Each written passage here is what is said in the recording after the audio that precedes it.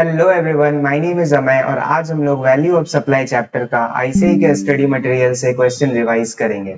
तो क्वेश्चंस तो सारा ही आपका कॉन्सेप्ट नोट से कवर होगा, सारा ही क्वेश्चन सॉल्व हो जाएगा। फिर भी हम लोग कुछ लिमिटेड क्वेश्चन सॉल्व करके देख लेते हैं होता है कि नहीं। इसके अलावा आप कोई भी क्वेश्चन बैंक से क्वेश्चन सॉल्व कर सकते हैं। कोई भी डाउट आने से आप मेरे व्हाट्सएप नंबर पे भेजिए। तो स्टार्ट करते हैं हम लोग। सबसे पहला क्वेश्चन है, TCS under income tax should be included in value of supply in terms of section 15(2)(a). Examine the correctness of statement. So question कह रहा है कि TCS under income tax को वैल्यू ऑफ सप्लाई में include करेंगे या नहीं करेंगे। तो आंसर तो आपको पता ही है कि TCS अंडर इनकम टैक्स एक इंटरिम लेवी है and not having character of tax. उसको उसका टैक्स का कैरेक्टर नहीं है, इसीलिए वो वैल्यू ऑफ सप्लाई में इंक्लूड नहीं होता है। तो इसका आंसर हम लोग कर लेते हैं।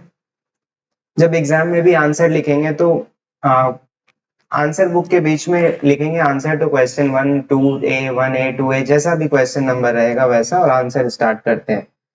TCS under income tax should not be included in value of supply in terms of section 15 subsection 2A। चूंकि यहाँ पे दिया हुआ है, सेक्शन का नंबर नहीं दिया रहेगा तो कोट करना जरूरी नहीं, दिया है तो कोट कर सकते हैं। Of CGST act 2017 since it is an interim levy not having character of tax.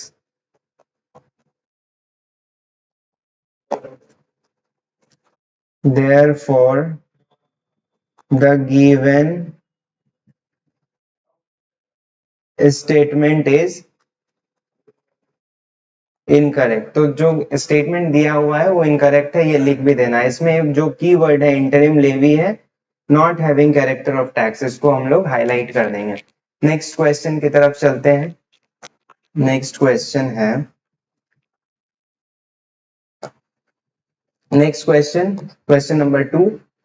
How should the supply made by a component manufacturer be valued when he uses molds and dies owned by original equipment manufacturer sent free of cost to him? Explain.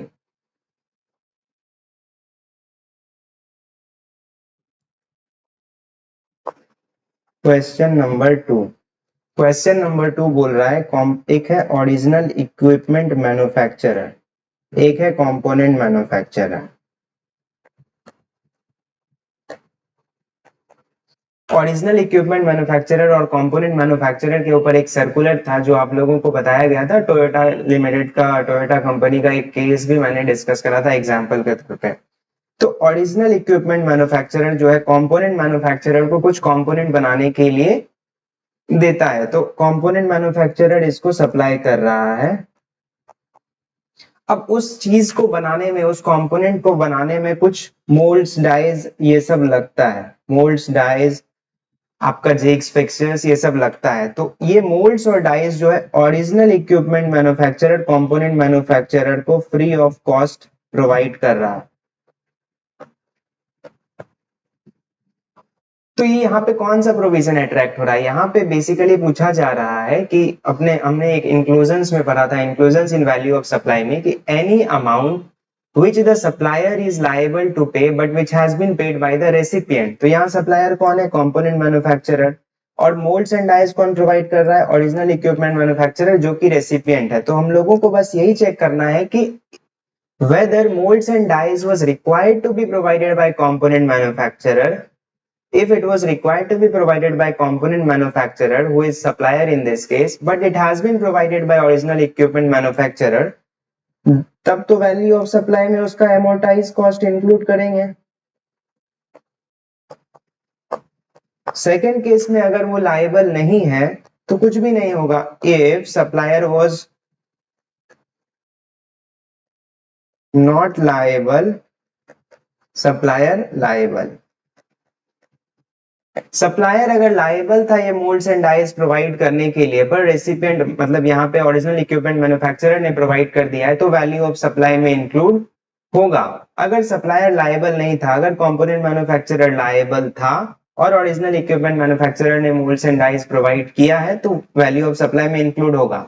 अगर component manufacturer liable नहीं था उस contract में कि हम अपने ही moulds और dice का यूज करके कंपोनेंट बनाएंगे, तो वैल्यू ऑफ सप्लाई में नहीं आएगा। क्लियर है? तो यहाँ पे चूंकि दिया हुआ नहीं है कि लायबल था या नहीं था, इसीलिए हम लोगों को दोनों केस लिखना है। फर्स्ट केस में whether supplier was liable, supplier जो है और यहाँ पे कंपोनेंट मैन्युफैक्चरर वो लिख देंगे। सेकंड लिख देंगे अगर if supplier was not liable but it has been paid by और इनकर्ड बाय द रेसिपिएंट और प्रोवाइडेड बाय द रेसिपिएंट, तो नहीं आएगा। Third case, examine whether the following discounts ought to be excluded to determine the value of supply.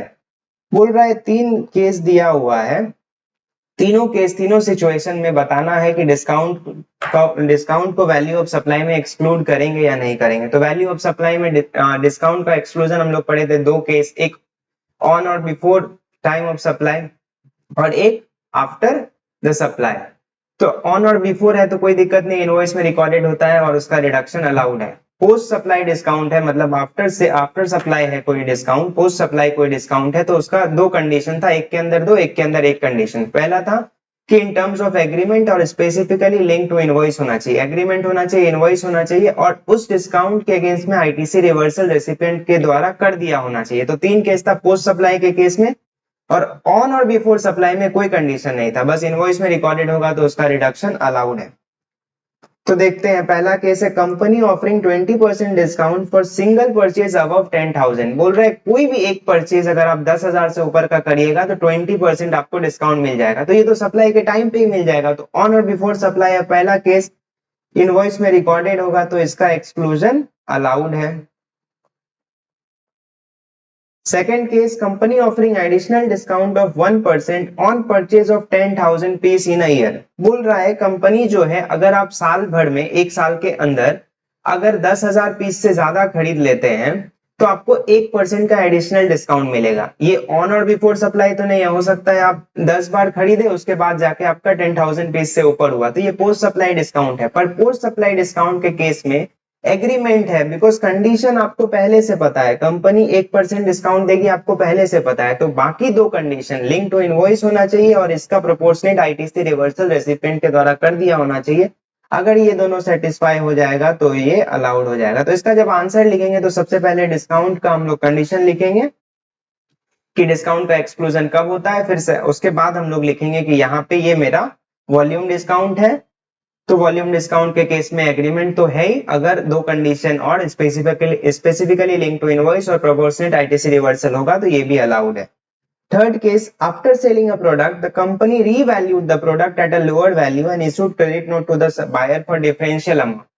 अब यहाँ पे supply हो चुका है, उसके बाद कंपनी अपने प्रोडक्ट को रीवैल्यू करती है, फिर से वैल्यू करती है और उसको मान लेते हैं अगर पहले 100 रुपए पे बेचा था तो अब उसको 90 रुपए पे ही वैल्यू कर रही है, मतलब 10 रुपए का डिस्काउंट दे रही है। ये भी पोस्ट सप्लाई है, सप्लाई होने के बाद किया जा रहा है, पर यहाँ पे कंपनी खुद ही रीवैल्यू कर रही है बाद में। तो पहले तो कंपनी को भी पता नहीं था तो बायर को और इसको कैसे पता होगा, तो यहाँ पे कोई एग्रीमेंट नहीं है, तो इसका रिडक्शन अलाउड नहीं है। नेक्स्ट केस, तो ये डिस्काउंट वाला तीनों हो गया। अब हम लोग नेक्स्ट केस में चलते हैं। नेक्स्ट केस कुछ भी नहीं है, the supplies of commodity Y, एक कोई भी कमोडिटी वाई है, आप वीट ले लीजिए, कुछ भी है कमोडिटी, वीट है, मेज है, कुछ भी है। The supplies of commodity Y to the market are channeled through a state marketing corporation which conducts an auction each day to arrive at the price। एक कोई भी commodity Y है जो कि एक स्टेट मार्केटिंग कॉर्पोरेशन के through बेचा जा रहा है, जो हर एक दिन ऑक्शन कराती है ताकि उस दिन का प्राइस पे वो आ सके, किसी पर्टिकुलर डे का प्राइस पे वो आ सके, और वो हर दिन ऑक्शन कराती। गुप्ता एंड कंपनी एक सप्लायर है जो सप्लाई करता है कमोडिटी वाई को स्टेट मार्केटिंग कॉर्पोरेशन के थ्रू। तो बहुत सारे सप्लायर्स उसके थ्रू सप्लाई करते हैं, उसमें एक गुप्ता एंड कंपनी भी है। How will the supply of Y, जो प्रोडक्ट वाई है, जो कमोडिटी वाई है, उसका सप्लाई जो गुप्ता एंड कंपनी ने स्टेट मार्केटिंग कॉर्पोरेशन के थ्रू किया है, उसका वैल्यूएशन कैसे होगा। तो एक ऑक्शनियर के थ्रू अगर सप्लाई किया जा रहा है तो ऑक्शनियर भी एजेंट के डेफिनेशन में आता है। एजेंट मतलब कोई भी किसी भी तरह का agent, commission agent, L trader agent, auctioneer by whatever name called. तो क्वेश्चन नंबर 4, ऑक्स एजेंट इंक्लूड्स एन ऑक्सीनियर। तो जब गुप्ता एंड कंपनी जब इसको सप्लाई करेंगे स्टेट मार्केटिंग कॉरपोरेशन के थ्रू, तो ये जैसे एजेंट के थ्रू सप्लाई करने का जैसे वैल्यूएशन होता है, सेम उसी तरह से इसका भी वैल्यूएशन किया जाएगा। परफेक्ट है। तो एजेंट के थ्रू जो वैल्यूएशन किया, एजेंट के थ्रू जो सप्लाई किया जाता है उसका वैल्यूएशन कैसे किया जाता है? First case open market, first case है फर्स्ट प्रायोरिटी क्या होगा? Open market value. और अगर वो इन गुड्स जो एजेंट के थ्रू सप्लाई किया जा रहा है या रिसीव किया जा रहा है, उसका अगर इंटेंशन है कि उसको एज सच फर्दर सप्लाई कर दिया जाएगा विदाउट एनी प्रोसेसिंग और कुछ भी और करके डायरेक्ट एज सच सप्लाई किया जाएगा, तो जो रेसिपिएंट है वो अपने बायर को जितना प्राइस पे बेचता है उसका 90% ले लेंगे। ये ऑप्शन है किसको? जो सप्लाई कर रहा है। परफेक्ट है। अगर ये नहीं है तो क्या करेंगे? नहीं है तो रूल 30 और 31 इन दैट ऑर्डर। ठीक है। यहाँ पे तो ओपन मार्केट वैल्यू ले लेंगे या 90% ले लेंगे, और ये अगर नहीं पता है तो फिर रूल 30 या 31 इन दैट ऑर्डर। तो ये हम लोगों को लिखना है। पहले क्या लिखना है? एजेंट इंक्लूड्स ऑक्सीनियर, और गुप्ता एंड कंपनी जो एसएमसी के थ्रू सप्लाई कर रहे हैं वो एजेंट का जैसे वैल्यूएशन होता है, एजेंट के थ्रू जो सप्लाई करते हैं उसका जैसे वैल्यूएशन होता है वैसे ही होगा। पहला ओपन मार्केट वैल्यू और 90% at the option of supplier, और रूल 30 और 31 इन दैट ऑर्डर। परफेक्ट है। Fifth number question. अब एक फार्मास्यूटिकल कंपनी है जो एक ड्रग इंटरमीडिएट सप्लाई करती है अपनी ही यूनिट को। एक फार्मास्यूटिकल कंपनी का दूसरा यूनिट दूसरे स्टेट में है, उसको वो अपना एक ड्रग इंटरमीडिएट सप्लाई करती है। तो डिस्टिंक्ट और रिलेटेड पर्सन का केस है, सप्लायर और रेसिपिएंट रिलेटेड है। ठीक है। In another state for conversion into formulation, क्यों सप्लाई करता है? ताकि उसको फॉर्मूला में कन्वर्ट किया जाए। कन्वर्जन इनटू फॉर्मुलेशन, उसको एक फॉर्मुलेशन में कन्वर्ट किया जाए। तो एज सच तो उसको सप्लाई करने का इंटेंशन नहीं है। The drug intermediate is exclusive to this company and there is no market sale in India. कोई इसका मार्केट सेल नहीं है। मार्केट सेल नहीं है इसका, कोई तो ओपन मार्केट वैल्यू भी नहीं है। Goods of like kind and quality are also not available. इसका लाइक काइंड एंड क्वालिटी भी अवेलेबल नहीं है। तो ओपन मार्केट वैल्यू भी नहीं है और लाइक काइंड एंड क्वालिटी भी नहीं है, और उसको एज सच बेचने का इंटेंशन भी नहीं है। आफ्टर कन्वर्जन, उसको फॉर्मूला में कन्वर्ट करने के बाद the finish product is sold from the said unit itself by the company. How will the value of supply of this drug intermediate, इसका वैल्यूएशन कैसे होगा? तो इस केस में सबसे पहले क्वेश्चन नंबर 5 में सबसे पहले हमको बताना होगा कि ये डिस्टिंक्ट और रिलेटेड पर्सन का केस है। सबसे पहले बताना होगा कि डिस्टिंक्ट और रिलेटेड पर्सन का केस है, इसीलिए इसका वैल्यूएशन कैसे होगा? जब value of supply made value of supply between distinct और related person other than agent का जो प्रिंसिपल है वही प्रिंसिपल यहाँ पे अप्लाई होगा। तो उस केस में सबसे पहला क्या होता है? वैल्यू ऑफ सप्लाई कैसे निकालते हैं? सबसे पहला priority open market value. Open market value अगर नहीं दिया हुआ है तो सेकेंड केस क्या है? Like kind and quality. सब में लिखना है कि ओपन मार्केट वैल्यू अवेलेबल नहीं है बिकॉज ये मार्केट में सेल ही नहीं होता है ये drug intermediate. Like kind and quality question में दिया हुआ है कि नहीं है। उसके बाद है रूल 30 और 31। रूल 30 क्या है? कॉस्ट का 110%। तो ये तो नहीं दिया हुआ है, ये नहीं दिया हुआ है, तो इससे निकल सकता है या रीजनेबल मीन्स से निकल सकता है। उसके बाद दो प्रोवाइजो हम लोग पढ़े थे। पहला प्रोवाइजो था where goods are intended for further supply as such. Goods intended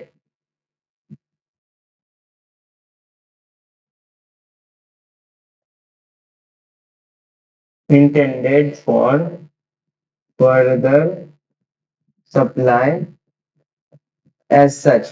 तो क्या ले लेंगे, तो मेरा रेसिपिएंट जो अपने बायर से जो प्राइस चार्ज करता है उसका 90% ले लेंगे। पर इस केस में वो एज सच बेचा ही नहीं जा सकता है, बिकॉज वो जो कंपनी अपने यूनिट को प्रोवाइड कर रही है उसको फॉर्मूला में कन्वर्ट करने के लिए ही प्रोवाइड कर रही है। सेकेंड प्रोवाइजो क्या था, अगर recipient eligible for full ITC है, अगर recipient eligible for full ITC, तो value declared in invoice, value declared in invoice shall be deemed to be open market value। तो जब हम लोग इस तीनों में आते हैं तो हमको प्रायोरिटी से सिक्वेंशियली बढ़ना है, अगर फर्स्ट वाला नहीं है तो ही सेकंड में आएंगे, सेकंड नहीं है तो ही थर्ड में आएंगे।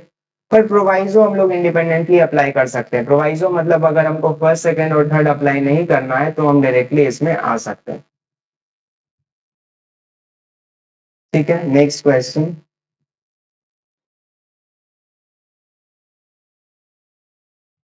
नेक्स्ट क्वेश्चन है question number 6। Dushyant rents out a commercial building. Dushyant जो है कमर्शियल बिल्डिंग को रेंट पे देता है, जो कि दुष्यंत का ओन किया हुआ है। किसको देता है रेंट पे, भरत को। For the month of December, December month में उसको रेंट पे देता है। दुष्यंत अपना एक कमर्शियल बिल्डिंग भरत को दिसंबर मंथ के लिए रेंट पे देता है। उसके लिए वो 19 साढ़े 19 लाख रुपया चार्ज करता है रेंट। दुष्यंत जो है उस बिल्डिंग के लिए मेंटेनेंस चार्ज 1 लाख रुपए, जो कि लोकल सोसाइटी के द्वारा चार्ज किया गया था, वो देता है, और ये चार्ज जो है भरत से ले लेता है। Also Dushyant has paid municipal tax of 2,85,000 which he has not charge from Bharat. और दुष्यंत जो है 2,85,000 रुपीज म्युनिसिपल टैक्स देता है, जो कि भरत से वो रिकवर नहीं करता है। तो इसमें वैल्यू ऑफ सप्लाई डिटरमाइन करना है। सीजीएसटी एसजीएसटी का रेट है 9% each. Question number 6, computation of value of supply made by Lucian to Bharat for the month of December। ठीक है, यहाँ लिख देंगे पर्टिकुलर्स, यहाँ आ जाएगा अमाउंट। सबसे पहला रेंट कितना था, रेंट 19,50,000। रेंट कितना था, 19,50,000। सेकंड क्या था, मेंटेनेंस। रेंट चार्ज कर रहा है तो रेंट तो वैल्यू ऑफ सप्लाई में आएगा ही। मेंटेनेंस में आते हैं, मेंटेनेंस कितना था, मेंटेनेंस 1 लाख रुपए था। मेंटेनेंस था 1 लाख रुपए। अब मेंटेनेंस चार्ज जो है, जिस सोसाइटी में वो कमर्शियल बिल्डिंग है, या जो सोसाइटी में वो बिल्डिंग है, वो सोसाइटी उससे 1 लाख रुपए मेंटेनेंस का चार्ज कर रही है, चार्ज करती है। तो इसमें मेंटेनेंस जो है रेंट का एक इंसिडेंटल एक्सपेंस है, एक इंसिडेंटल सप्लाई है रेंट के साथ। ये कॉम्पोजिट सप्लाई का पार्ट होगा, और मेंटेनेंस का पैसा उससे जो टेनेंट है, जो रेसिपिएंट है, उससे रिकवर कर रहा है, तो ये भी वैल्यू ऑफ सप्लाई का पार्ट बनेगा, इसमें कोई दिक्कत नहीं। तीसरा है म्युनिसिपल टैक्स। म्युनिसिपल टैक्स जो है, म्युनिसिपल टैक्स कौन देने के लिए लायबल है, सप्लायर लायबल है, और सप्लायर दे रहा है। तो पर ये मेरे दुष्यंत और भरत का जो रिलेशन है, इसके बीच में इस सप्लाई से रिलेटेड म्युनिसिपल टैक्स कहीं से भी आ रहा है। म्युनिसिपल टैक्स का कोई रिकवरी नहीं कर रहा। म्युनिसिपल टैक्स का रिकवरी दुष्यंत भरत से नहीं कर रहा है। जब उससे कर ही नहीं रहा है तो उससे मतलब क्या, तो ये वैल्यू ऑफ सप्लाई में नहीं आएगा। तो वैल्यू ऑफ सप्लाई कितना हो जाएगा, 20,50,000। CGST एट द रेट 9% इस पे कैलकुलेट कर देंगे, SGST at the rate 9% calculate कर देंगे। ये जो लिखे मेंटेनेंस क्यों आएगा, इसका एक आप नोट दे देंगे। म्युनिसिपल टैक्स क्यों नहीं आएगा, इसका आप एक नोट दे देंगे। कहीं से भी प्योर एजेंट का क्वेश्चन नहीं है कि आप रिइंबर्स वर्ड देखे और आप प्योर एजेंट का कॉन्सेप्ट लगाना स्टार्ट करेंगे। 7 में आते हैं, क्लियर है ये। 7. Vayu Limited provides the following particulars relating to goods supplied by it to Agni Limited. Vayu Limited कुछ goods supply कर रहा है Agni Limited को, उससे related कुछ details हम लोगों को दिया हुआ है. List price of the goods exclusive of taxes, duties and discount. List price दिया हुआ है 76,000 आएगा ही. Special packing at the request of customer to be charged to the customer. Special packing कुछ कस्टमर के रिक्वेस्ट पे किया जा रहा है और जो कि कस्टमर से चार्ज किया जाएगा. कितने रुपए का? 5,000 रुपए का. Incidental expense whether it is packing, commission, inspection, delivery, जो भी है, जो भी नाम से है. Duty levied by local authority on the sale of such goods. Duty levy किया जा रहा है लोकल अथॉरिटी. लोकल अथॉरिटी कुछ ड्यूटी पे कर लेवी कर रही है जो कि इससे चार्ज किया जा रहा है रेसिपिएंट से. तो any tax, sales, duties, fees by whatever name called levied under any act other than GST, तो उसको इंक्लूड करते हैं. ठीक है यहाँ तक. नेक्स्ट है CGST and SGST charge. CGST and SGST को इंक्लूड नहीं करेंगे बिकॉज सीजीएसटी एंड एसजीएसटी निकालने के लिए ही तो टैक्सेबल वैल्यू और वैल्यू ऑफ सप्लाई निकालना है, तो इसको छोड़ देंगे. Price link subsidy receive from an NGO. Price link subsidy के बारे में हम लोग क्या पढ़े थे? Price link subsidy if received by central government और स्टेट गवर्नमेंट तो ये वैल्यू ऑफ सप्लाई में इंक्लूड नहीं होगा. अगर सेंट्रल गवर्नमेंट, स्टेट गवर्नमेंट के अलावा कोई और प्राइस लिंक सब्सिडी देता है तो ये वैल्यू ऑफ सप्लाई का पार्ट बनेगा. ये एनजीओ है, होल्डिंग कंपनी है, ट्रस्ट है, कुछ भी है, कोई फर्क नहीं पड़ता है, तो ये वैल्यू ऑफ सप्लाई में इंक्लूड होगा. अगर ये प्राइस आफ्टर सब्सिडी होगा तो उसमें इंक्लूड होगा. अब यहाँ पे पढ़िए क्या लिखा हुआ है. The price of 76,000 given above is after considering the subsidy. तो 76,000 का जो प्राइस है वो आफ्टर सब्सिडी है, मतलब बिफोर सब्सिडी कितना होगा? 76,000 प्लस 5,000. इसके बाद वायु limited offers 3% discount on the list price of the goods which is recorded in the invoice for the goods. Discount अगर ऑन और बिफोर सप्लाई है, इनवॉइस में रिकॉर्डेड है तो रिडक्शन हो जाएगा. 3% किसका लगाएंगे? List price. लिस्ट प्राइस क्या है? 76,000. सॉल्व करते हैं.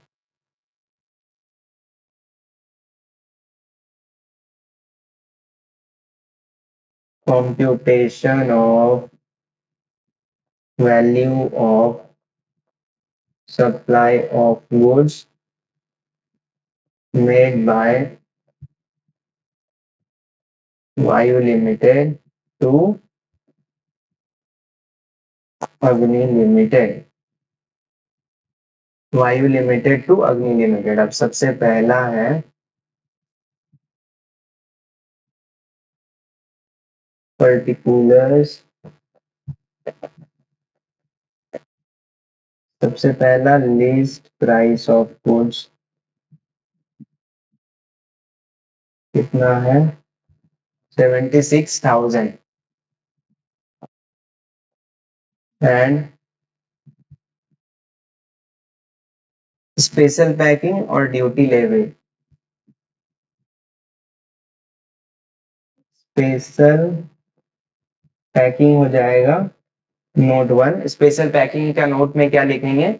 Any incidental expense charge by the supplier on और बिफोर सप्लाई होता है तो इसको ऐड कर लेते हैं. स्पेशल पैकिंग, उसके बाद लिखेंगे ड्यूटी लेवी.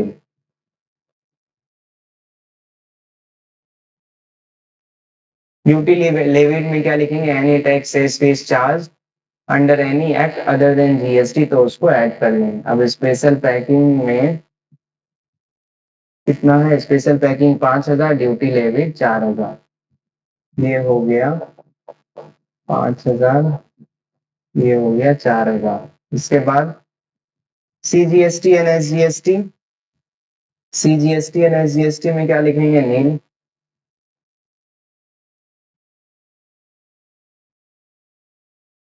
इसका भी एक नोट दे देंगे कि any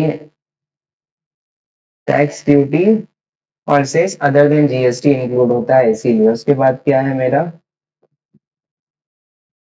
subsidy received by NGO. इसका नोट हो जाएगा नोट 4. इसका नोट 3. नोट 4 क्या हो जाएगा? अगर price link subsidy other than CGST मिलता है तो वो वैल्यू ऑफ सप्लाई में इंक्लूड होगा. कितना है ये? 5,000. इसको एक बार टोटल कर लेते हैं. 76,581, 5 76, 80 और 90,000 हो गया ये. माइनस डिस्काउंट रिकॉर्डेड है और डिस्काउंट कैलकुलेट कैसे होगा 76,000 का 3% दिया हुआ है, लिस्ट प्राइस का 3%, तो 76,000 का 3% 2280 माइनस करेंगे। अब वैल्यू ऑफ सप्लाई कितना आ गया माइनस 2280, 87,720 रुपीज आ गया value of supply of goods. इसको बोल्ड भी कर सकते हैं ताकि आंसर मेरा हाईलाइटेड रहे। समझ आ गया? लिस्ट प्राइस ले लिया, स्पेशल पैकिंग ऐड करेंगे, कोई भी इंसिडेंटल चार्जेस है एक्सपेंस है तो उसको ऐड करेंगे, duty levied other than GST add होगा, अदर देन जीएसटी ऐड होता है इसीलिए सीजीएसटी में एसजीएसटी ऐड नहीं होगा, subsidy received by NGO other than central government state government होगा तो वैल्यू ऑफ सप्लाई का पार्ट बनेगा। नोट सारा लिखूंगा। Next question, question number 8 easy ही है। क्वेश्चन बहुत बड़ा है पर बहुत इजी क्वेश्चन है। Binaca Electronics Limited hereinafter referred to as Binaca Electronics limited को शॉर्ट फॉर्म में बीईएल बोला गया, is engage in manufacturing television, television का मैन्युफैक्चरिंग करती है। It is registered in the state of Haryana, Haryana में रजिस्टर्ड है। It has appointed distributors across the country distributor appoint करती है। इससे हमको क्या मतलब है? The maximum retail price printed on the package of television is rupees 12,000. Maximum retail price 12,000 है। maximum retail price या retail price कोई रेलेवेंस ही नहीं है जीएसटी में बिकॉज टैक्स लगता है value of supply transaction value पे, except for the case where RSP based valuation tobacco products के केस में होता है, उसके अलावा तो मैक्सिमम रिटेल प्राइस से कोई मतलब नहीं। एप्लीकेबल रेट ऑफ जीएसटी 18% है। BEL dispatches the stock of televisions to its distributor ordered by them on quarterly basis. Perfect. In order to promote its sales, the sales head of BEL has formulated a sales promotion scheme 1 अप्रैल को बनाया गया, जो जिसमें scheme में ये था कि 10% पर टेलीविजन का आपको डिस्काउंट मिलेगा अगर आप 500 टेलीविजन से ज्यादा सेल करते हैं। अगर डिस्ट्रीब्यूटर 500 टेलीविजन से ज्यादा सेल कर लेता है एक क्वार्टर में तो उसको 10% पर टेलीविजन 10% का डिस्काउंट मिलेगा। तो पोस्ट सप्लाई मिलेगा डिस्काउंट, कोई दिक्कत नहीं। अगर 500 टेलीविजन का एक क्वार्टर में सेल हो जाता है, सेल करना होगा, परचेज करके स्टॉक कर लिए तो आपको वो बेनिफिट डिस्काउंट का नहीं मिलेगा। तो डिस्काउंट कितना है 10%। तो इसमें एजम्पशन यही है कि डिस्काउंट उसी क्वार्टर में आपको मिल जाएगा जिस क्वार्टर में आप 500, इस क्वार्टर का अगले क्वार्टर में नहीं मिलेगा। मतलब अप्रैल में जून में अगर 500 टेलीविजन से ऊपर का सेल हो गया या 500 टेलीविजन कम से कम सेल हो गया तो आपको 10% का discount April to June quarter में ही मिल जाएगा। The discount is offered on the price at which television are sold, excluding all charges and tax. तो 10% डिस्काउंट किस पे मिलेगा? उस प्राइस पे जिसपे टेलीविजन डिस्ट्रीब्यूटर को बेचा जा रहा है, और अगर कोई चार्जेस और टैक्स दिया जा रहा है उस पर डिस्काउंट नहीं मिलेगा। इट अपॉइंट साहा इलेक्ट्रॉनिक्स, एक साहा इलेक्ट्रॉनिक्स नाम का डिस्ट्रीब्यूटर वो हरियाणा में अपॉइंट करते हैं 1 अप्रैल को और डिस्पैच करते हैं 750 टेलीविजन और 8 April as stock for the quarter April to June. April to June में 750 टेलीविजन उसको डिस्पैच किया जाता है। तो डिस्पैच के टाइम पे तो डिस्काउंट मिलेगा नहीं because discount is linked to sale of at least 500 television. 500 television से कम 500 टेलीविजन का सेल होना चाहिए। BEL has sold the television Saha Electronics, television का रेट क्या है 8400 पर television. Saha electronic has requested special packaging है 1200 रुपए पर टेलीविजन, तो ये भी ऐड हो जाएगा 8400 प्लस 1200 तो 9600 पे बेचेंगे। अभी ये पड़े हैं, स्पेशल पैकिंग ऐड हो जाएगा वैल्यू ऑफ सप्लाई में। नेक्स्ट क्वार्टर में 1000 टेलीविजन का ऑर्डर करता है साहा इलेक्ट्रॉनिक्स BEL लिमिटेड से। पहले क्वार्टर में 700 टेलीविजन का सेल होता है, नेक्स्ट क्वार्टर में 850 टेलीविजन, तो दोनों क्वार्टर में 500 से ज्यादा का सेल हो गया तो डिस्काउंट के लिए एलिजिबल है। पहला क्वार्टर में 750 टीवी खरीदा था, इस पर डिस्काउंट, और नेक्स्ट क्वार्टर में 1000 टीवी खरीदा था। The discount policy offered by is also available to Saha Electronics as per distributorship agreement. Agreement में discount policy लिखा हुआ है तो discount in terms of agreement है, कोई प्रॉब्लम नहीं है। While Saha Electronic reverses the ITC availed for the quarter July to September, it has failed to reverse for April to June. April to June quarter का वो ITC reverse नहीं किया हुआ है डिस्काउंट के प्रोपोर्शनेट, पर नेक्स्ट क्वार्टर मतलब जुलाई to सितंबर का ITC रिवर्सल हो चुका है। तो पोस्ट सप्लाई के केस में डिस्काउंट तभी एक्सक्लूड होगा जब दो कंडीशन सेटिस्फाई होगा। पहला क्या है, discount in terms of agreement, agreement यहाँ है, लिंक टू इनवॉइस हो ही जाएगा, पर मेन कंडीशन यहाँ पे क्या है, प्रोपोर्शनेट आईटीसी का रिवर्सल होना चाहिए। तो फर्स्ट क्वार्टर में रिवर्सल नहीं हुआ है तो डिस्काउंट का एक्सक्लूजन नहीं होगा वैल्यू ऑफ सप्लाई में। नेक्स्ट क्वार्टर में वो रिवर्स किया है तो नेक्स्ट क्वार्टर में मेरा एग्रीमेंट भी है, आईटीसी का रिवर्सल भी है, तो नेक्स्ट क्वार्टर में हो जाएगा। तो दोनों क्वार्टर का हमको वैल्यू ऑफ सप्लाई निकालना है, एज्यूमिंग टैक्स एज 18%। टैक्स निकालना अभी आपके लिए इतना इंपॉर्टेंट नहीं है, आप लोग अभी पूरा नहीं पढ़े हैं, बस वैल्यू निकाल के आप छोड़ सकते हैं। 8 नंबर वैल्यू ऑफ, आप वैसे ही लिखेंगे computation of value of supply for April to June quarter. तो सबसे पहले आ जाएगा अपना पर्टिकुलर्स, सबसे पहले आ जाएगा पर्टिकुलर्स, इधर आ जाएगा अमाउंट। सबसे पहला आ जाएगा please price of TV. Price of TV कितना है? प्राइस ऑफ टीवी है 8400। स्पेशल पैकिंग, सबका नोट्स दे देंगे कि स्पेशल पैकिंग क्यों इंक्लूड होगा। तीसरा आ जाएगा डिस्काउंट, ये ऐड में आ जाएगा, ये लेस। डिस्काउंट फर्स्ट क्वार्टर में रिड्यूस होगा क्या? 10% जो इसका डिस्काउंट तो मिलेगा ही उसको, पर वैल्यू ऑफ सप्लाई में रिडक्शन नहीं होगा। वैल्यू ऑफ सप्लाई में रिडक्शन क्यों नहीं होगा? बिकॉज उसका आईटीसी रिवर्सल नहीं किया गया। तो ये नोट 1 ये नोट 2 दे देंगे। तो कितना हो जाएगा वैल्यू ऑफ सप्लाई? एक टीवी का इतना, तो कितना टीवी उसको दिया गया? 750 टीवी था ना, तो 750 टीवी इंटू 9600 इंटू 750, तो वैल्यू ऑफ सप्लाई हो जाएगा 72 लाख। अब इस पे 18% जीएसटी लगा देंगे। सीजीएसटी एसजीएसटी होगा तो 9% और 9% टैक्स आ जाएगा। टैक्स निकालना अभी इतना इंपॉर्टेंट नहीं है। अब नेक्स्ट है जुलाई टू सितंबर, पर्टिकुलर्स अमाउंट। पहला प्राइस 18,400, सेकेंड आ जाएगा स्पेशल पैकिंग 1200, तीसरा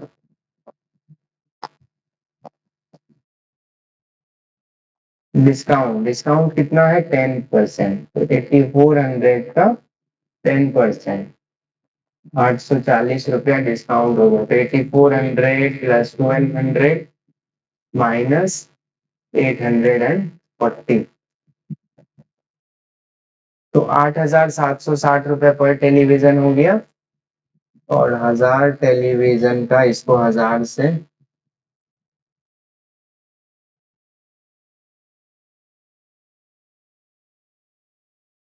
8760 रुपया इंटू 1000 टीवी,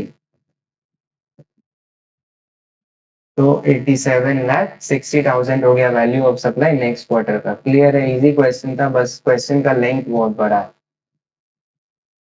नेक्स्ट आता है Parada forex private limited registered in Delhi is a money changer, it has undertaken the following purchase and sale. तो हम लोग वैल्यू स्पेसिफिक वैल्यूएशन रूल में हम लोग एक मनी चेंजिंग सर्विस के बारे में पढ़े थे। मनी चेंजिंग सर्विस का क्या था? अगर मनी कन्वर्टेड और प्रोवाइडेड, अगर उसमें से एक करेंसी अगर इंडियन आईएनआर है, इंडियन करेंसी है, तो वैल्यू ऑफ सप्लाई का दो वहां मेथड दिया हुआ था। पहला मेथड था अगर मेरा एक करेंसी आईएनआर है तो बाइंग रेट सेलिंग रेट जैसा केस है उसको आरबीआई रेट से कंपेयर करके नंबर ऑफ यूनिट से मल्टीप्लाई करके हम वैल्यू ऑफ सप्लाई निकाल लेंगे।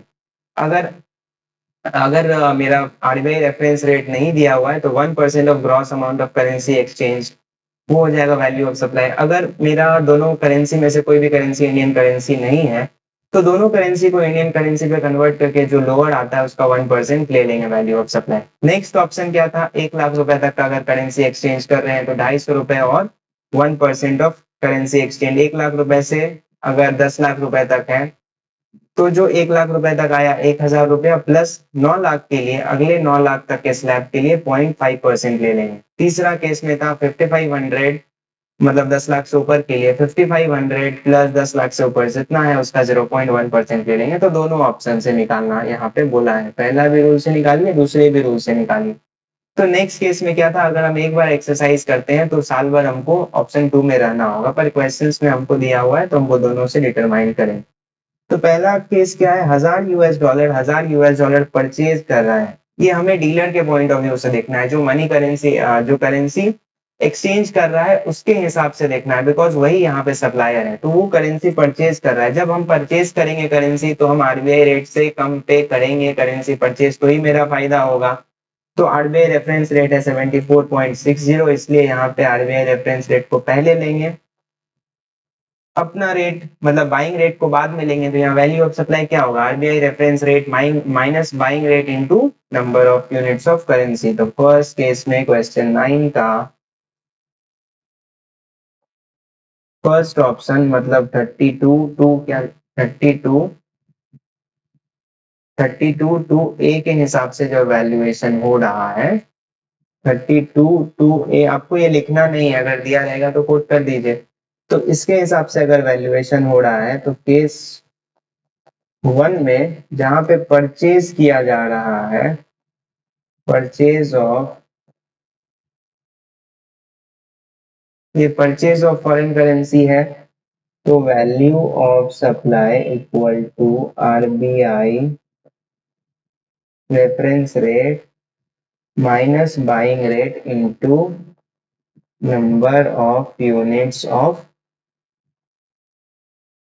करेंसी। तो ये है 74.60 माइनस 74 इंटू 1000 करेंसी, तो 0.60 into 1000 equal to value of supply आ गया यहाँ पे 600 रुपया। सेकेंड केस देखते हैं।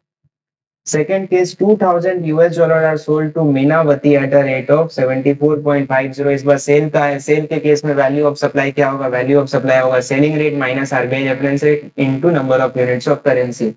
पर आरबीआई रेफरेंस रेट तो दिया हुआ ही नहीं है, तो जब आरबीआई का रेफरेंस रेट नहीं दिया हुआ है तो वैल्यू ऑफ सप्लाई क्या हो जाएगा, 1% of gross amount of currency exchange. RBI reference rate नहीं दिया हुआ है तो 1% of gross amount of currency exchange.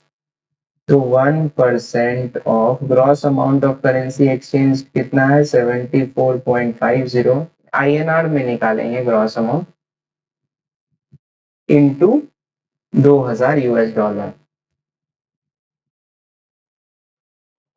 Presentation आपको अच्छे से लिखना है, यहाँ पे मैं आपको समझाने के पर्पज से कर रहा हूँ।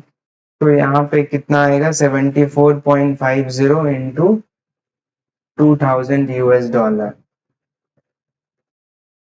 1,49,000 का 1%,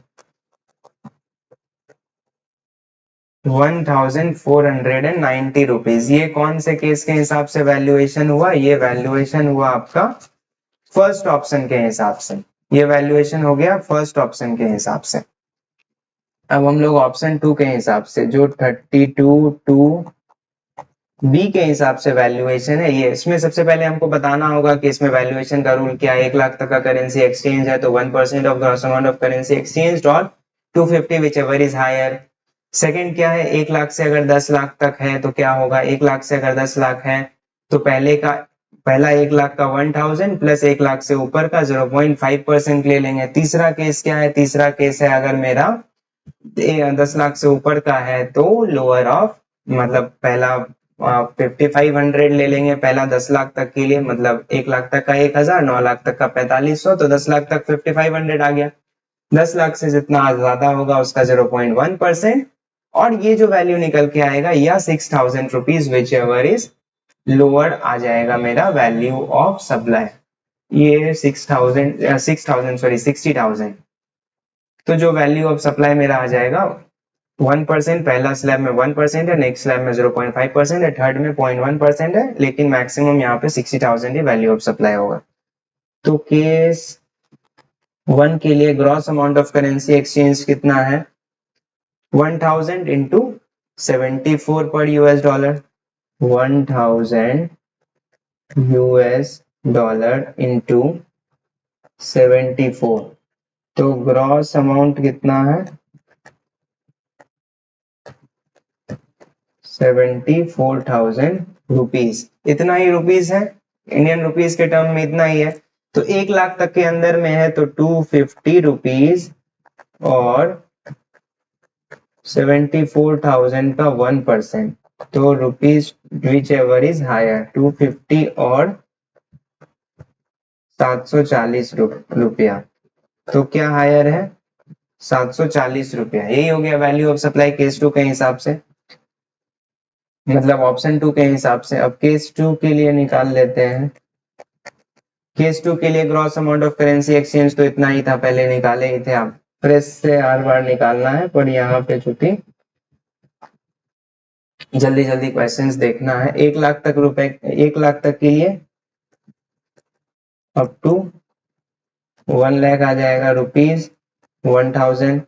नेक्स्ट 1 लाख से ऊपर 49,000 होता है, तो 49,000 का 0.5% कितना होता है? 49,000.5% 245। तो वैल्यू ऑफ सप्लाई कितना हो गया? 1000 रुपए प्लस, तो ये हो गया रुपीज 1245। तो पहला ऑप्शन, सेकंड ऑप्शन के हिसाब से पहला केस का वैल्यू ऑफ सप्लाई हो जाएगा 740 और दूसरा हो जाएगा 1245। समझ में आ गया? इजी है, बस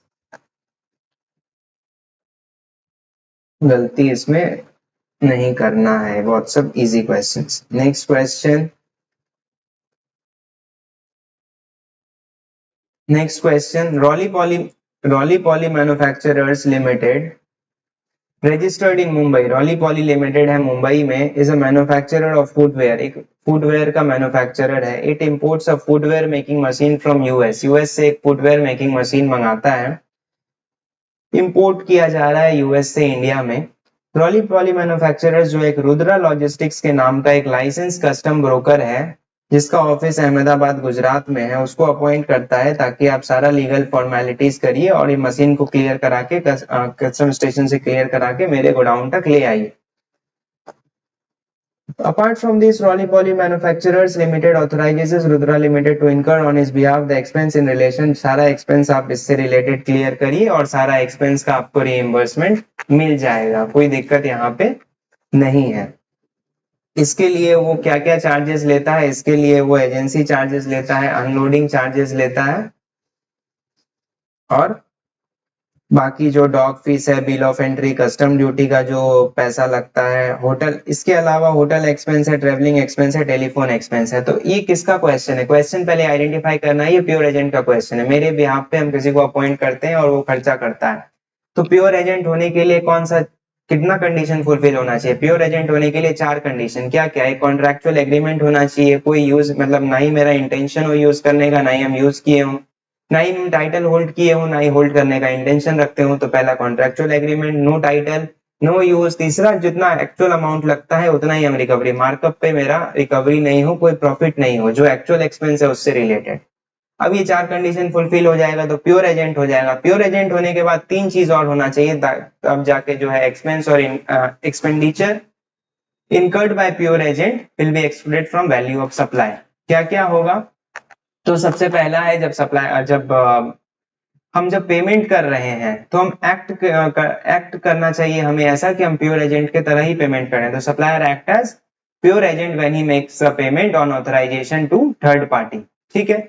सेकंड केस है, सेकंड केस क्या है? जो हम जो खर्चा कर रहे हैं उसको इनवॉइस पे अलग से दिखाएं और उसको हम एक्चुअल पे रिकवरी करें, तो इनवॉइस में वो सेपरेटली इंडिकेटेड होना चाहिए। थर्ड क्या है? थर्ड है जो ये प्योर एजेंट का जो सर्विस है ये इन एडिशन होना चाहिए। इसके अलावा, मतलब ये जो सर्विस है ये हम अपने अकाउंट पे भी कोई सर्विस कर रहे हैं उसके अलावा होना चाहिए। अगर हम बस प्योर एजेंट का सर्विस कर रहे हैं तो नहीं होगा।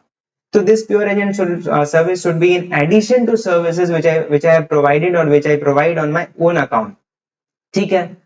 तो एजेंसी, अब इसमें वैल्यू ऑफ सप्लाई में क्या क्या इंक्लूड होगा? तो जो प्योर एजेंट की तरह जो खर्चा किए हैं वो नहीं आएगा, बाकी सब आएगा। तो सबसे पहला एजेंसी चार्जेस, ये तो प्योर एजेंट की तरह है ही नहीं, ये तो मेरा ओन अकाउंट का सर्विस है। सबसे पहले हमको ये 4 कंडीशन लिखना है, प्योर एजेंट हम है कि नहीं। उसके बाद वो 3 कंडीशन लिखना है।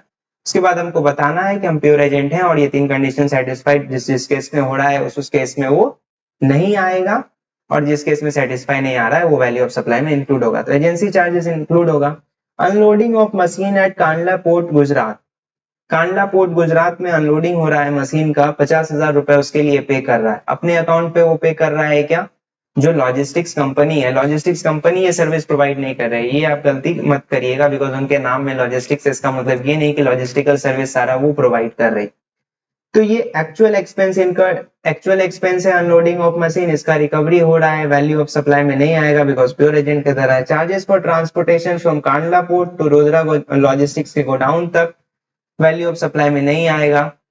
Charges for transportation of machine to the warehouse of Roly Poly export import house in Mumbai Maharashtra, ये भी ट्रांसपोर्टेशन का खर्चा है। Actual custom duty actual expense है, एक्चुअल पे रिकवरी हो रहा है, नहीं आएगा। ये सब सेपरेटली इनवॉइस में वो दिखाएगा कि ये खर्चा आपके लिए कर रहे थे, पैसा तो मुझसे लेगा पर वैल्यू ऑफ सप्लाई में कौन कौन नहीं, बिकॉज वैल्यू ऑफ सप्लाई पे ही टैक्स कैलकुलेट होता है। डॉग ड्यूज पेड नहीं आएगा, पोर्ट चार्जेस पेड। अब होटल ट्रेवलिंग और टेलीफोन का जो खर्चा है, ये सब खर्चा में यूजेस, उसका यूज वही कर रहा है, तो ये सब खर्चा वैल्यू ऑफ सप्लाई में एक्सक्लूड नहीं होगा, ये सब प्योर एजेंट की तरह नहीं माना जाएगा, बिकॉज होटल ट्रेवलिंग टेलीफोन ये सब तो वही यूज कर रहा है, होटल में कौन रह, वही रह रहा है। तो होटल ट्रेवलिंग टेलीफोन का खर्चा वैल्यू ऑफ सप्लाई में इंक्लूड होगा। तो जो जो प्योर एजेंट में है, यहां से यहां ये सारा प्योर एजेंट का है, ये सब इंक्लूड नहीं। तो फिर इसमें वैसे ही लिखेंगे computation of value of supply, computation of value of supply provided by Rudra logistics to Roly Poly, particulars amount. इससे पहले प्योर एजेंट का सारा नोट्स लिखना होगा। नोट्स लिख दिए, प्योर एजेंट क्या है, प्योर एजेंट का एक्सक्लूजन कब होता है, फिर एक एक करके हमको सारा सर्विस का एजेंसी चार्जेस डैश देके, ये अनलोडिंग चार्जेस, पहले एजेंसी का जो अमाउंट होगा, उसके बाद अनलोडिंग लिखना सारा ही है, इसमें डैश कोई अमाउंट नहीं होगा। एजेंसी चार्जेस में आ जाएगा मेरा 5 लाख रुपए, तो एजेंसी चार्जेस हो गया मेरा। इसी तरह सारा सीरियली सारा लिखना पड़ेगा, तब जाके लास्ट में हम टोटल देके वैल्यू ऑफ सप्लाई मेरा जो आएगा, वैल्यू ऑफ सप्लाई कितना आएगा, वैल्यू ऑफ सप्लाई में ये 5 लाख प्लस 5 लाख और ये तीनों, तो 5 लाख कितना होता है, 5 lakh plus 45,000 plus 50,000 plus 2,000, 5,97,000 value of supply में आएगा। पर सारा लिखना है, किसी को भी एक्सक्लूड नहीं करना, मतलब किसी को भी यहाँ से हटाना नहीं है। 5,97,000 रुपीज मेरा वैल्यू ऑफ सप्लाई हो जाएगा। अब नेक्स्ट देखते हैं और क्या बोल रहा है, compute the value of supply with value of supply तो निकाल लिए। Would your answer be different if Rudra logistics has charge 13 lakh as lump sum consideration for getting the, बोल रहा है रुद्रा लॉजिस्टिक्स अगर 13 लाख चार्ज किया होता, 13 लाख चार्ज किया होता तो सर 13 लाख पे ही टैक्स होता, वैल्यू ऑफ सप्लाई 13 लाख हो जाता, फिर कोई एक्सक्लूजन नहीं होता, बिकॉज प्योर एजेंट में एक तो एक्चुअल अमाउंट आपको रिकवरी करना है, लमसम से काम नहीं चलेगा। सेकंड सर, सेपरेटली इंडिकेट किया हुआ होना चाहिए इनवॉइस में कि कौन सा खर्चा किस लिए है, तो इसीलिए अगर 13 लाख लमसम चार्ज किया हुआ है तो 13 लाख पूरा वैल्यू ऑफ सप्लाई होगा और पूरा पे टैक्स लगेगा। Next,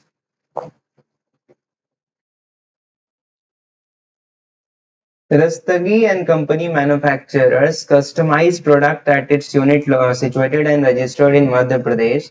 Cost of production. Madhya Pradesh में रस्तगी एंड कंपनी का एक यूनिट है जहां पे वो कस्टमाइज प्रोडक्ट को मैन्युफैक्चर करते हैं और कॉस्ट ऑफ प्रोडक्शन है 1000 यूनिट का 20 लाख रुपए। कॉस्ट ऑफ प्रोडक्शन क्या है, 20 लाख रुपए। These products require further processing, इसको फर्दर प्रोसेसिंग के लिए, सेल करने से पहले इसमें फर्दर प्रोसेसिंग करना होगा, इसके लिए इस प्रोडक्ट को मध्य प्रदेश यूनिट से हिमाचल प्रदेश में भेजा जाता है। कंपनी का ही 2 यूनिट है, एक मध्य प्रदेश यूनिट, एक हिमाचल प्रदेश यूनिट। मध्य प्रदेश यूनिट से फिर जब मैन्युफैक्चर हो जाता है तो जाता है हिमाचल प्रदेश यूनिट में, उसको कुछ और फर्दर प्रोसेसिंग के लिए। जब ये मध्य प्रदेश यूनिट से हिमाचल प्रदेश यूनिट में भेजा जा रहा है तो value declared on the invoice is cost of production, यही 20 लाख रुपए यहाँ पे आपको वैल्यू इनवॉइस में डिक्लेयर किया हुआ है जब ये मध्य प्रदेश यूनिट से हिमाचल प्रदेश यूनिट में जा रहा है। Himachal Pradesh unit apart from processing its own products engages in processing of similar products of other Himachal Pradesh unit दूसरे का भी प्रोडक्ट प्रोसेस करता है other than Himachal Pradesh unit Madhya Pradesh unit. Himachal Pradesh unit अपने कंपनी का छोड़ के दूसरे का भी प्रोसेसिंग करता है, engages in processing of similar and unit sells its product, और इसके बाद इस प्रोडक्ट को होलसेलर को बेचा जाता है। There are no other factories in the neighbouring area which are engage, और कोई फैक्ट्री नेबरिंग एरिया में नहीं है जिसका कि सेम बिजनेस है। 1000 units of the products of same kind and quality are supplied to Himachal Pradesh unit. कोई दूसरा सप्लायर जो है जिस टाइम पे मध्य प्रदेश यूनिट हिमाचल प्रदेश यूनिट को 1000 यूनिट 20 लाख रुपए के वैल्यू पे बेचा है, उस समय कोई और भी उसको हिमाचल प्रदेश यूनिट को कोई दूसरा सप्लायर भी भेजा है गुड्स उतना ही क्वांटिटी का जिसका एक्स फैक्ट्री गुड्स जिसका एक्स फैक्ट्री वैल्यू 19 लाख है। तो ये क्या है, ये आपका लाइक काइंड एंड क्वालिटी जो है ये है 19 लाख रुपए, सेम काइंड एंड क्वालिटी।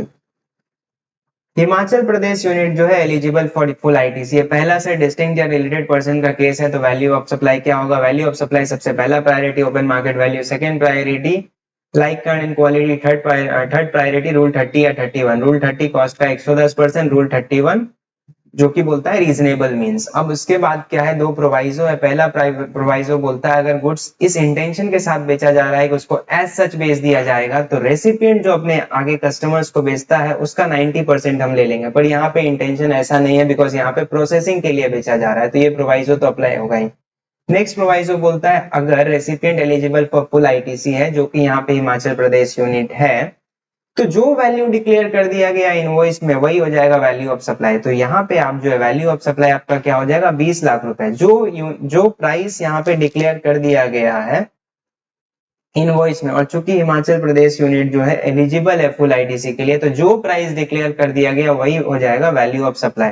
अब आपके मन में डाउट आ रहा होगा यहाँ कॉस्ट ऑफ प्रोडक्शन दिया हुआ है 20 लाख रुपए तो कॉस्ट ऑफ प्रोडक्शन है तो इसका 110% क्यों नहीं ले रहे हैं रूल 30 के हिसाब से, बिकॉज प्रोवाइजो बोलता है अगर एलिजिबल फॉर फुल आईटीसी है तो जो वैल्यू डिक्लेयर कर दिया वही ओपन मार्केट वैल्यू, 1 रुपए में डिक्लेयर कर दिया होता तो 1 रुपए ही हो जाता वैल्यू ऑफ सप्लाई। तो यहाँ पे आपको और रूल 30 और 31 कब लगाते हैं, जब ओपन मार्केट वैल्यू नहीं हो, जब लाइक काइंड एंड क्वालिटी नहीं हो, तो रूल 30 और 31 का तो बात ही नहीं है। तो यहाँ पे बस ये लिंक कर दिया गया है कॉस्ट ऑफ प्रोडक्शन से, इससे आपको कंफ्यूज नहीं करना है, नहीं होना है। ये क्वेश्चन बहुत इजी था। नेक्स्ट क्वेश्चन देखते हैं।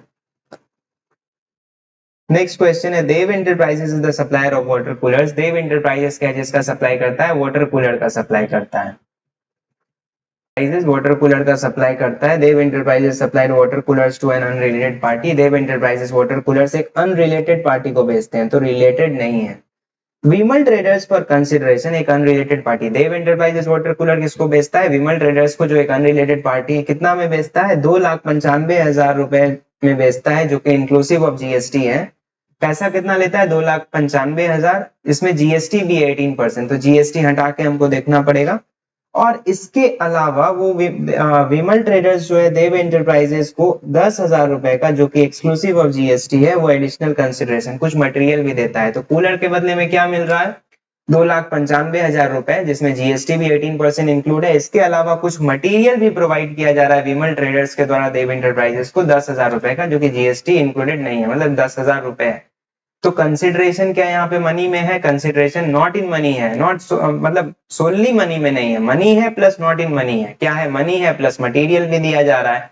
तो वैल्यू ऑफ सप्लाई कैसे डिटरमाइन करेंगे, वैसे डिटरमाइन करेंगे जब तब जैसे करते थे जब प्राइस सोल कंसिडरेशन नहीं होता था। तो कैसे करते थे, सबसे पहला priority open market value, second priority price in money plus such further amount in money, such further amount which is not in money which is equivalent to money if known at the time of supply। तो money plus not in money अगर time of supply के time पे पता है तो। तीसरा था like kind and quality, चौथा रूल 30 और 31 था। ठीक है।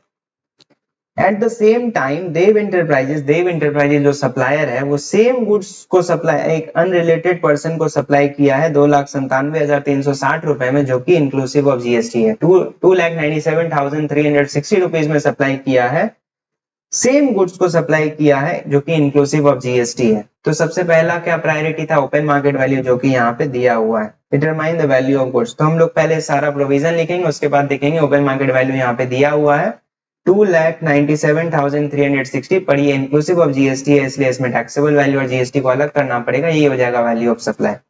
नेक्स्ट केस में बोलता है what would your answer be if price, अगर ये नहीं दिया हुआ है तो क्या होगा, नहीं दिया हुआ है तो price in money plus such further amount not in money as equivalent to money if known at the time of supply. तो इसका 2,95,000 में जितना टैक्सेबल वैल्यू है और 10,000 को ऐड कर देंगे। कर लेते हैं इसको सॉल्व। क्वेश्चन नंबर 12, पहला open market value, open market value हो जाएगा इसका, ओपन मार्केट वैल्यू इसका हो कितना, इसका वैल्यू दिया हुआ था 2 लाख, एक सेकेंड, 2,97,360। तो 2,97,360 बाय 100 प्लस टैक्स का रेट इंटू 100 से हम लोग टैक्सेबल वैल्यू निकाल लेते हैं, पढ़े हुए हम लोग लास्ट प्रोविजन यही पढ़े थे, डिवाइड 118 इंटू 100, तो ये आ जाएगा 2,52,000, 2,52,000 हो जाएगा आपका यहाँ पे वैल्यू ऑफ सप्लाई। परफेक्ट है। नेक्स्ट केस अगर ये नहीं दिया रहता तो consideration in money plus not in money, money कितना कंसीडरेशन है, मनी कंसीडरेशन 2,95,000, तो 2,95,000 by 100 plus tax rate into 100 से टैक्सेबल वैल्यू आ जाएगा, plus consideration not in money as equivalent to money दिया हुआ है 10,000, तो 2,95,000 डिवाइड बाय 180 इंटू 100, 2,50,000, 10,000, तो यहाँ पे हो जाएगा कंसिडर वैल्यू ऑफ सप्लाई हो जाएगा 2,60,000। इसमें लोअर हायर का कॉन्सेप्ट आप मत अप्लाई, यहाँ पे 2,52,000 आ रहा है, यहाँ पे 2,60,000, तो 2,52,000 ही अप्लाई कर देते हैं। प्रायोरिटी वाइज हम लोग बढ़ते हैं, अगर ओपन मार्केट वैल्यू दिया हुआ है तो आगे नहीं जाएंगे, नहीं दिया हुआ है तो इन money plus not in money, third, like, kind and quality, किसी को भी स्किप करके अप्लाई नहीं कर सकते हैं। नेक्स्ट क्वेश्चन, ये लास्ट सेकेंड लास्ट क्वेश्चन होगा हम लोग का। Chirayu life insurance company limited CLICL has collected premium from policy holder. Life insurance business के लिए स्पेसिफिक वैल्यूएशन रूल पढ़े थे, हाँ पढ़े थे। क्या था, अगर लाइफ इंश्योरेंस के केस में अगर अमाउंट इंटीमेटेड है, जो सेविंग्स या इन्वेस्टमेंट का अमाउंट है, अगर पॉलिसी होल्डर को इंटीमेट किया हुआ है, तो gross amount minus amount allocated for investment और सेविंग्स हो जाता है वैल्यू ऑफ सप्लाई। अगर नहीं किया हुआ है तो क्या हो जाएगा, अगर सिंगल प्रीमियम एन्युटी पॉलिसी है तो हो जाएगा 10% ऑफ प्रीमियम। थर्ड केस में अगर ये दोनों नहीं है तो पहला साल के प्रीमियम के केस में पहला साल का प्रीमियम का कितना परसेंट, 25%, और नेक्स्ट साल के प्रीमियम का 12.5%। ठीक है, ये पढ़े थे हम लोग। पर अगर सोल बस रिस्क कवर के लिए कोई पॉलिसी इशू किया जा रहा है तो उसमें ये प्रोविजन अप्लाई नहीं होगा और वहां पे टोटल वैल्यू हो जाएगा, टोटल प्रीमियम हो जाएगा वैल्यू ऑफ सप्लाई। तो यहाँ पे पहला क्या है, it does not intimate the amount allocated for investment. यहाँ पे amount allocated for investment intimate नहीं किया हुआ है, तो बच गया 2। अगर एन्युटी पॉलिसी है तो 10%, एन्युटी पॉलिसी नहीं है तो फर्स्ट ईयर के केस में 25% और सेकंड ईयर के केस में 12.5%। अगर इस दोनों में अगर बस रिस्क कवर के लिए है तो 100%। पहला case premium for only risk cover पूरा आ जाएगा। Premium for new policy subscriber और रेनुअल प्रीमियम कुछ नहीं दिया हुआ है, तो ये थर्ड केस हो गया। पहला साल का प्रीमियम का 25, इसका 100%, इसका 12.5%। एन्युटी पॉलिसी है तो इसका 10%।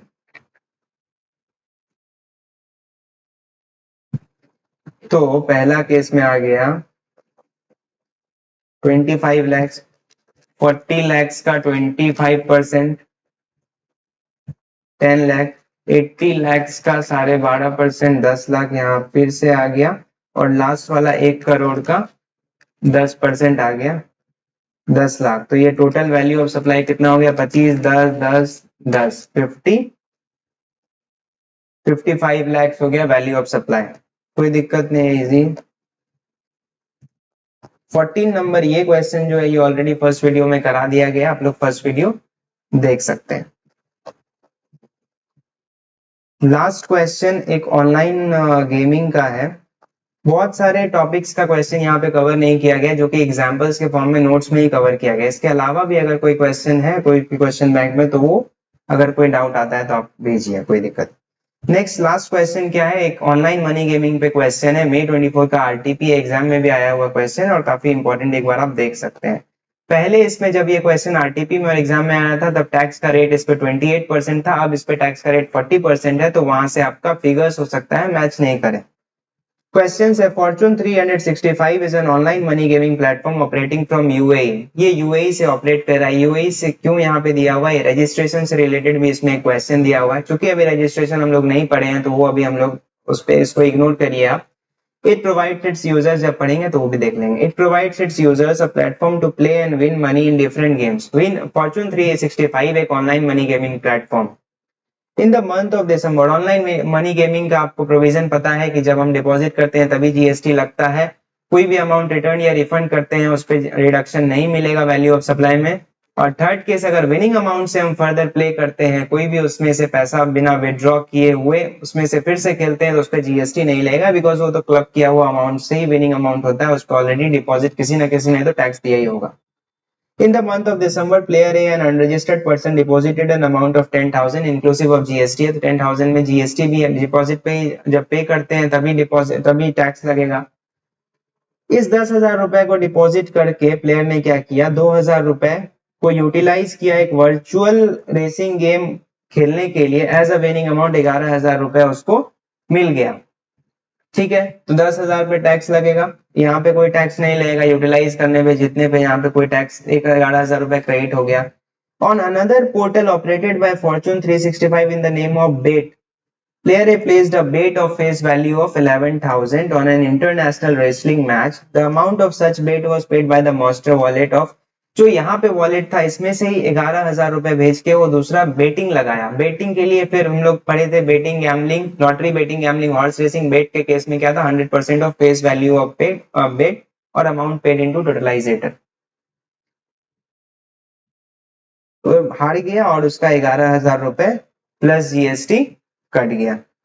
प्लेयर ए ट्रांसफर, और जो बचा वो अपने मास्टर वॉलेट से वो अपने बैंक अकाउंट में ट्रांसफर कर लिया। तो जीएसटी निकालना है और उसके वॉलेट में कितना पैसा बचा था वो भी निकालना है। कितना अमाउंट वो वॉलेट में बचा था जो कि उसने ट्रांसफर करा। और रजिस्ट्रेशन का तीसरा केस है वो अभी हम लोग नहीं पढ़े हैं, तो हम लोग एक बार इसको देखते हैं।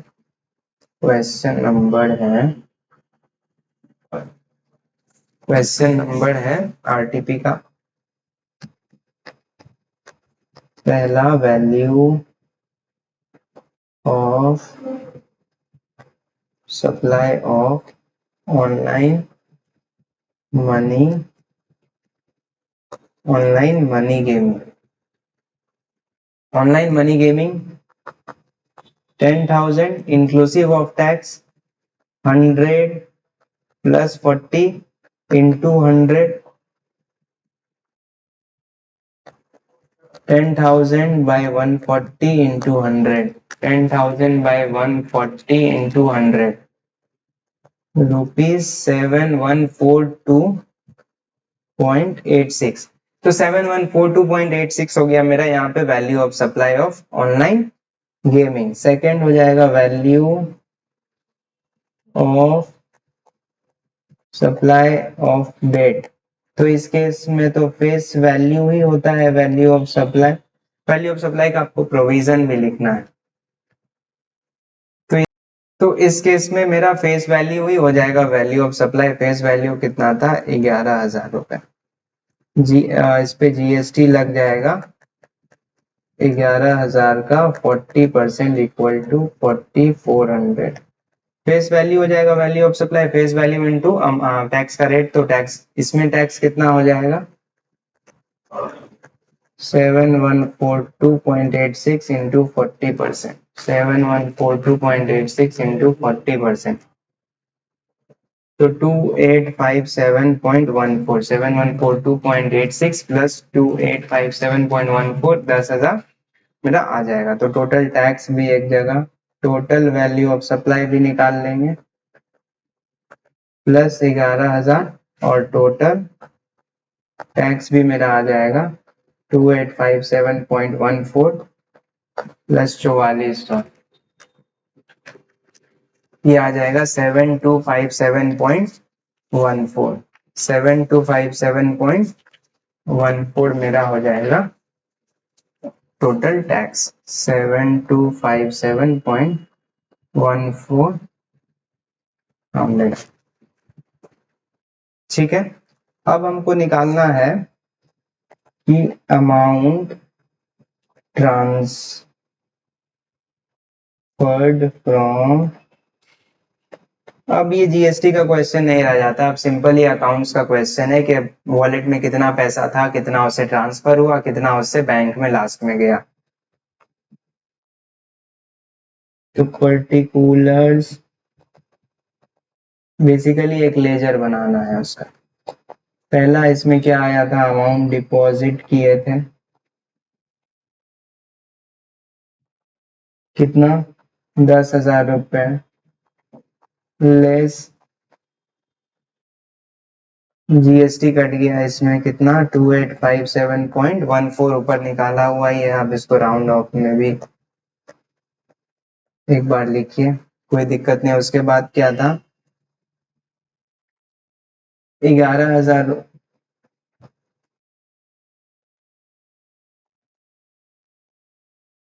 वर्चुअल रेसिंग गेम खेलने के लिए 2,000 रुपए दिए, ट्रांसफर किए इसमें से। उसके बाद उसमें से जीते